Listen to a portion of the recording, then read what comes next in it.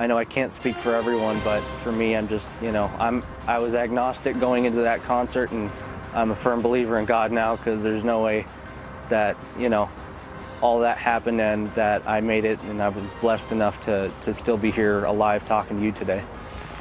In the face of yet another indiscriminate and brutal slaughter of innocent people, rise stories of faith and hope. We take you to the center of Las Vegas. I'm Lorna Dueck, and this is Context.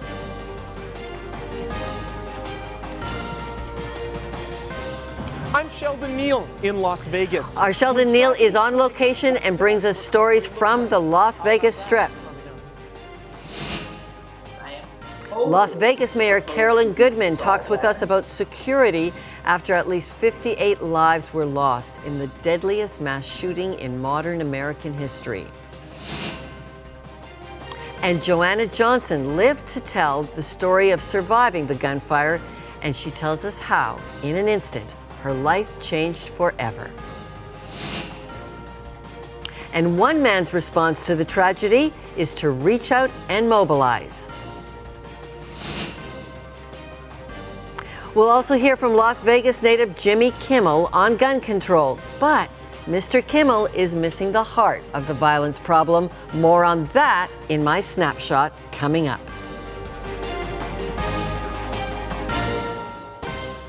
We've got a lot of ground to cover on the show today. Let's begin with you, Sheldon, and the mayor of Las Vegas. Thank you so much, Lorna. Well, dozens of deaths and over 500 were injured in the Las Vegas massacre. With me now is Mayor Carolyn Goodman.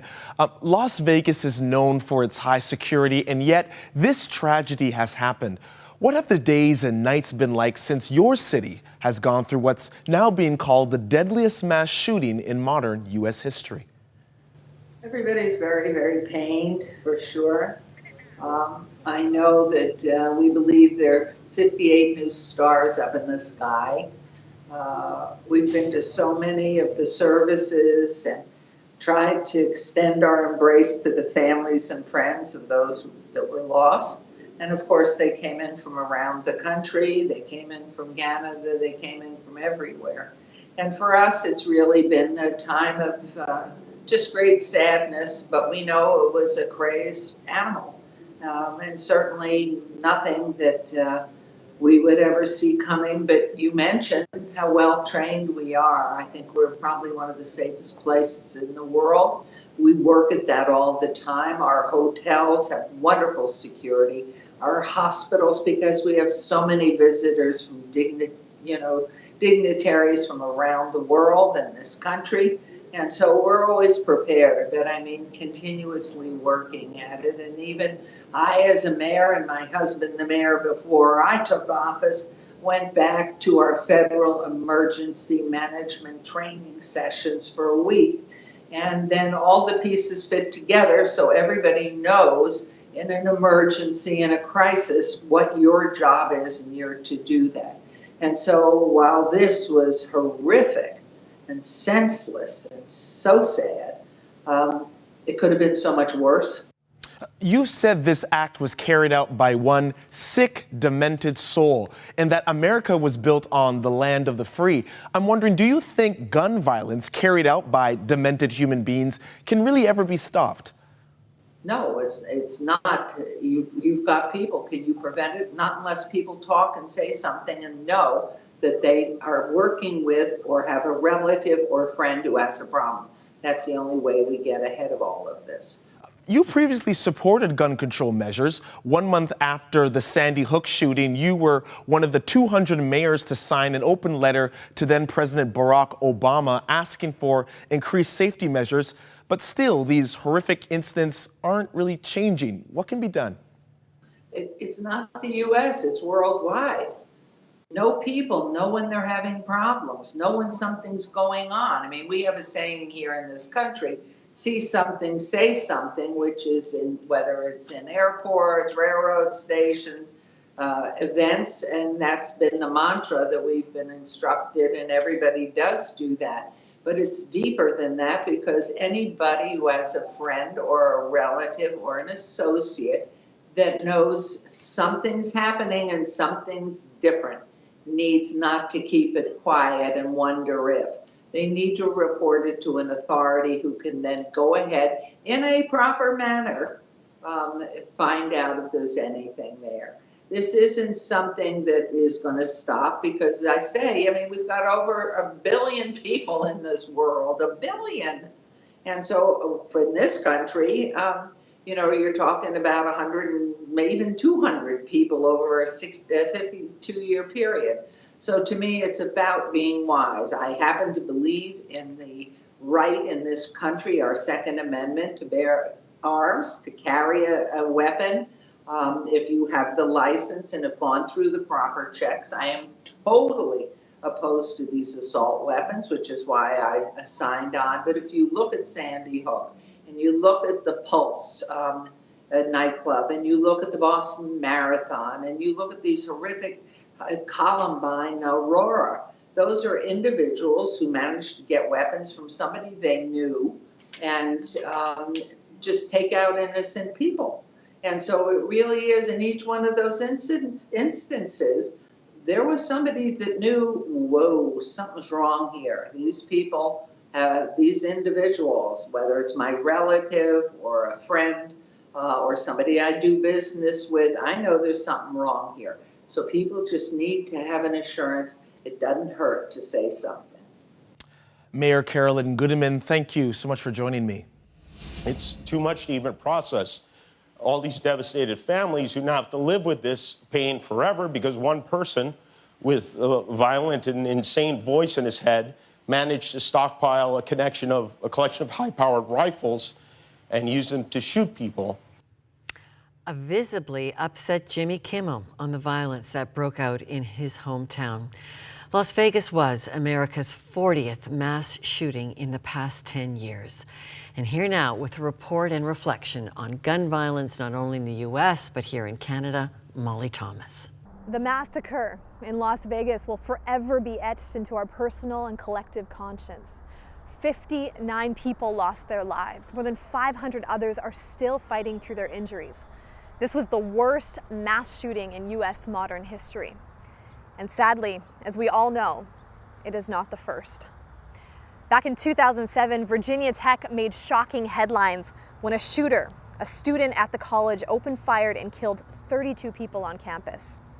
In 2009, an Army major in Fort Hood, Texas, unleashed his hatred, fatally shooting 13 of his own comrades and injuring 30 others on a military base. Aurora, Colorado took its place on the map in July 2012 when a gunman opened fire in a movie theater. 12 people were killed, dozens of others hurt. Hearts of the nation, and in fact the world, were ripped apart at Sandy Hook Elementary that same year. Most of those victims only 6 years old, 27 deaths in total. In 2015, people with developmental disabilities were targeted. In San Bernardino, 14 were gunned down by automatic rifles. And just last year, 49 people were killed at the Pulse nightclub in Orlando, Florida. The attack targeting the LGBTQ community. Here in Canada, the incidents have been more sparse, but we are not immune. What do we do when evil like this penetrates our world? We sat down with a man who survived gunshots in his own classroom back in 1975. It happened in our nation's capital. It was a Catholic high school. The teacher, he ducked. And I remember looking over and seeing a shotgun in the door. And you could see basically the puff of smoke or the fire. Now, when you're in the line of fire, it doesn't sound like a gun, it sounds like little pops. Then all I remember is being nailed, flown off my chair from people just running for cover. Then three of us got up, I think it was 3 or 4 of us, ran to the door after it closed.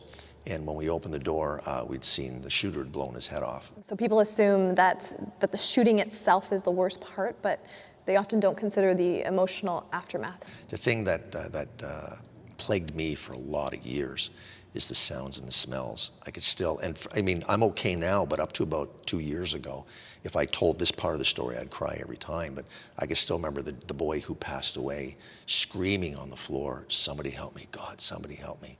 And the smell was really hard. How do you deal with that? I mean, it's an ongoing... You know what? You bury it after a while. And the thing I've discovered over the years is that if we face the fear, we're set free.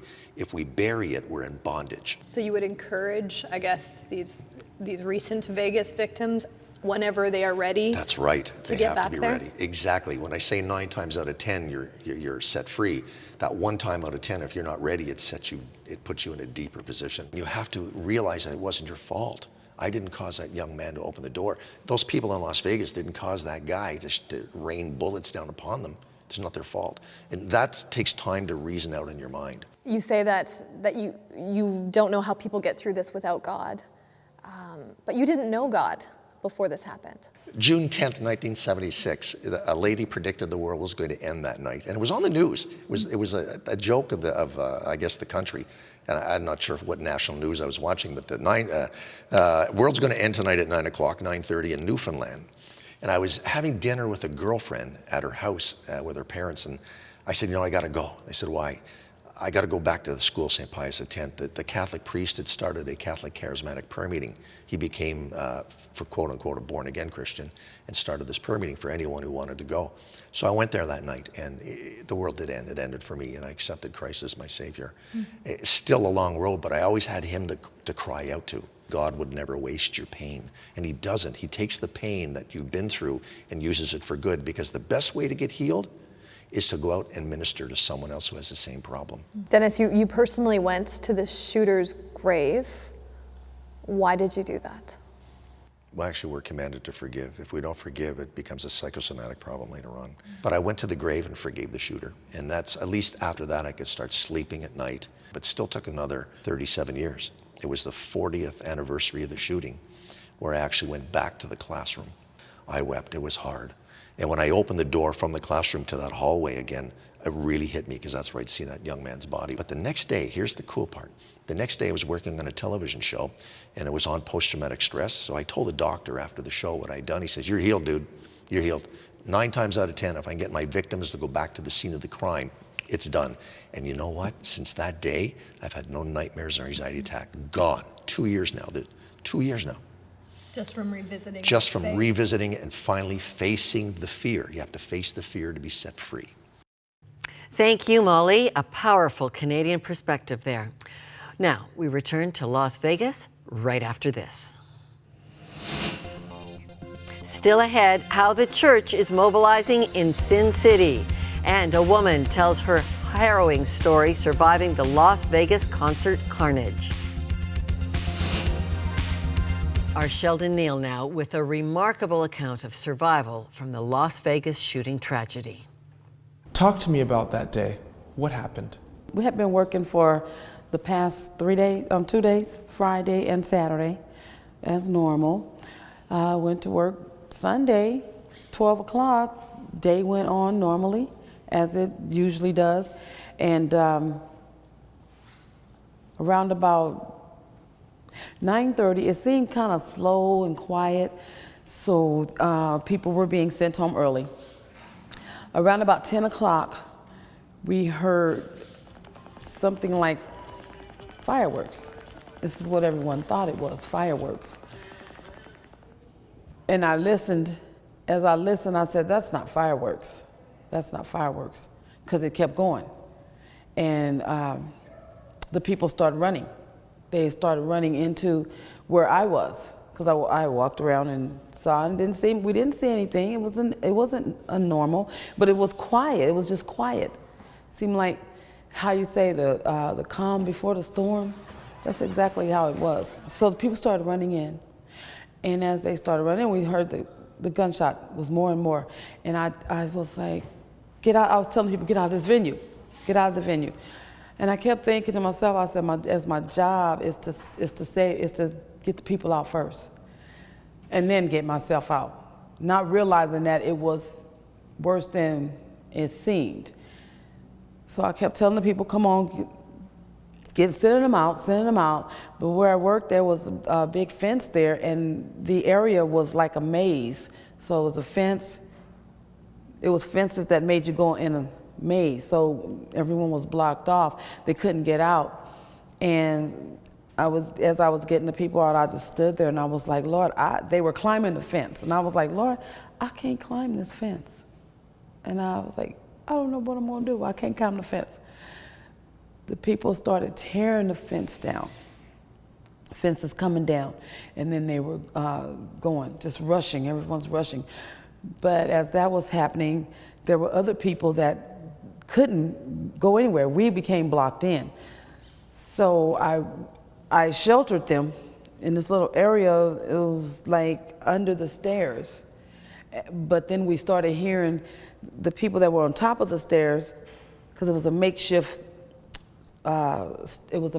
seating area. It seemed like it was going to come down. So I was protecting them there, and I just started praying.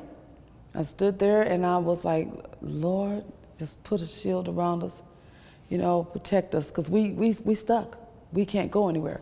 And I had my hands like this around the people that were back behind me that were holding on to me, and they were crying, and I'm crying myself. And as I was praying,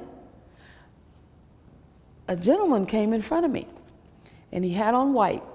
He was real tall, and I couldn't tell you what he looked like. And he had on all white, and he said to me as I'm standing there crying, was just praying and crying, and he said, "Shh, God's got you. You are protected." And as he said that, I stopped crying. And I looked up, and when I looked up, this pathway had been cleared. It just opened up. And I saw that, and I was like, oh, God's, he spread the Red Sea, he opened it up. I said, he opened this up. And when that happened, I told the people that were behind me, get out, get out.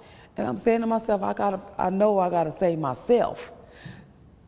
But I knew that who was there, that were behind me, I had to get them out. So I got them out, and then I got out and started running and running and running. At any point, did you ever fear for your own life? My job was to get those people out of there, not for me to run and leave those people there. I had to get them out. When you share your stories with others, with other people, what's the response? What do they say? What's making me feel better, me being able to share it, to talk to people about what happened and what I saw. I say to them, I'm very spiritual, and I don't know if you are, but if you don't know God, what I'm about to tell you, you will know God. He's real. You mentioned that this might be really a test of your faith. Do you feel you passed that test? I know I passed this test. I know I passed this test. God is good. He is good.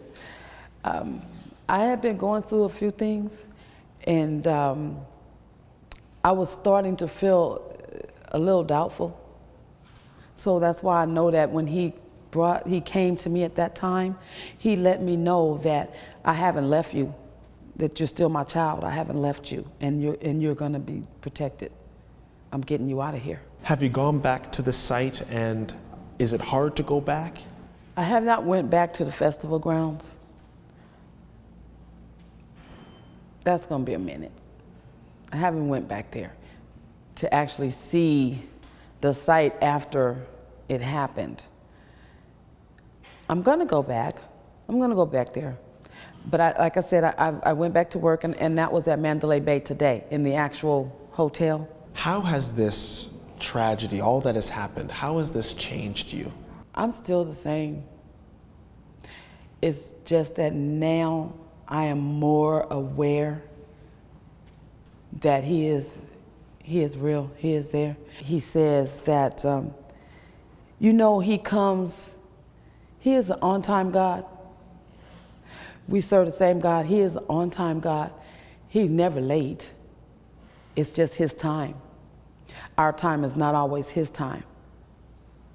So where we might think, Lord, what's going on? You're not here. You're not coming. It's not that he's not. He's there. It's just when that time comes. Thank you so much for your time. Thank you. Wow. Quite a story from Joanna on the ground there during the Las Vegas tragedy, getting innocent people out of harm's way. Well, the Las Vegas brand of what happens in Vegas stays in Vegas is shattered. because the pain of mass murder affects thousands of families across the country. Sheldon Neal again with how a story of people of faith mobilizing in the wake of that tragedy. How are the churches reacting and mobilizing on the aftermath of such a tragedy here in Las Vegas? Our churches are affected because many of the first responders, many of the concert attenders, many of the victims are members of churches across our city. And so even though our church is hurting, at the same time they're mobilizing. Like a friend of mine's daughter was one who was not injured directly. She was trampled on the way out. She was run over as people were trying to escape and had kind of some superficial injuries. The very next day she's passing out water at a local blood drive. This is the heart of the people in our city and in our churches. They're looking for the very first opportunity they can to invest and give back and help and support as many people as possible. So people are giving blood at blood donations, people are delivering water to fire stations and other first responders, they're providing food to medical professionals and firefighters and police stations just to support them, delivering coffee for those working 12-hour shifts through the night to keep them alert and awake. Literally everything you can think of, churches are doing. How did you first respond when you heard the news of this tragedy that was occurring? My first response was shock, denial, those typical things with grief, that I was actually watching it from another state unfold on the news as I was trying to rebook a flight to get back later Monday morning. And it was a lot. The emotion came in waves. And so as a leader of our church, we rallied to figure out how we support our church and mobilize our church. And that took about an hour before we were able to get on a plane. For 45 minutes on a plane, I had time alone and quiet with God where my cell phone wasn't going to ring, and was able to let tears roll, allow my Father to encourage and strengthen and equip me and allow me to begin grieving. A lot of times in leadership, we don't have space to do that. We got to respond to those around us who need our leadership and help. But I had this gift of 45 minutes alone to begin to internalize and sort through that. And I'm curious to know, what did you say in that 45-minute window between you and God? What did you ask him? I love David's model in the Psalms that he really wasn't afraid to vent and just express all the emotions that he was feeling, really almost unfiltered. But then he would turn to what he knew to be true. And so that's really what I did was, God, here's what I'm feeling. I'm confused, I'm hurt, I'm sad. I don't know how to lead through this. All these different emotions. God, how do we love people really well through this? What do we say when we don't have the answers? How do we come alongside people? All those sorts of questions. And then returning in the end of my praying but God, I know you're this. I know you're near to the brokenhearted. I know you're not surprised. I know you're capable. I know your Spirit's alive. I know you're strong in our weakness. All these things that we know to be true that root us and give us the strength that we need to be the kind of people that he desires for us to be on behalf of our city. What do you say to members of your church, to the general public in moments like this, especially as someone of faith? Most of what we have said early on is, we're with you and God is with you, that you're not alone in this. There are lots of questions that people ask that it's not yet time for answers for. The theological questions of where is God in this, or why did this happen, or how could he let this happen? There's a time for those questions, and that time's coming soon. But early on, people are just hurt, and they're sad, and they need people to come alongside them who can be peaceful and steady and alongside them. Just the way that Job's friends were early on, just sitting in the ashes with them, being sad with them, crying with them, coming alongside and reminding people that God has helped us know who he is. And we can trust that even in the midst of confusion. When things like this occur in our world, I'm wondering, how does it change or perhaps affect your understanding of who God is? I really believe to the core of who I am that God gives us a choice. And I believe that all of us make really lousy decisions in various ways from different parts of our own brokenness. And so I don't believe that God did this. I believe that God allows us to choose. I believe he gives us the freedom to do that. I believe that wrath in a lot of ways is little more than the natural consequence of our disobedience. whether it's someone around us or it's ours, the consequence and the death that sin brings around us. You know, the enemy came to steal, kill, and destroy. Every time we sin, we kill something, right? Whether it's lies that kill trust, or cheating that kills relationships, or tragedies like this that take life. What do you say to those around the world who are watching the recovery after such a tragedy take place? What do you say to us watching from afar? It's hard anytime people suffer, especially when it seems senseless or unnecessary. And yet I think across the scriptures we see the effects of brokenness and of sin. And it's just really hard that our sin and our brokenness doesn't just affect us. It affects people around us. And I've often found that to be the hardest thing about my own sin, is that my hurt and my mistakes and my junk affects people around me who didn't deserve it. And so that's challenging. But it causes me to press in and trust that God is even capable of being larger than that, of being stronger than that, of carrying people through that. And so there's even greatness that God creates in each of us as He brings us back from our sin. And there's greatness and strength that He creates in others as He helps them cope with what we've done to them. And so it shakes us. We want to give answers. We want to say this didn't happen. We want to say you don't have to hurt like this. We want to say it's not true. But the trouble is we live in a broken world, right? Our theology helps us with that even in the midst of brokenness, God is so strong and so sovereign that He can create good even from that. And so we just join people in their brokenness until together we're able to see the good that God will bring from it. Wow, powerful words from Pastor Drew Moore in Las Vegas. Another Vegas famous face, Jimmy Kimmel, makes a plea on gun control, but there's a little element missing. We'll find out what America needs most. That's next on Snapshot. Is climate change more evident than it's ever been? Coming soon, climate scientist Katherine Hayhoe joins our discussion on Mother Nature's beauty and wrath.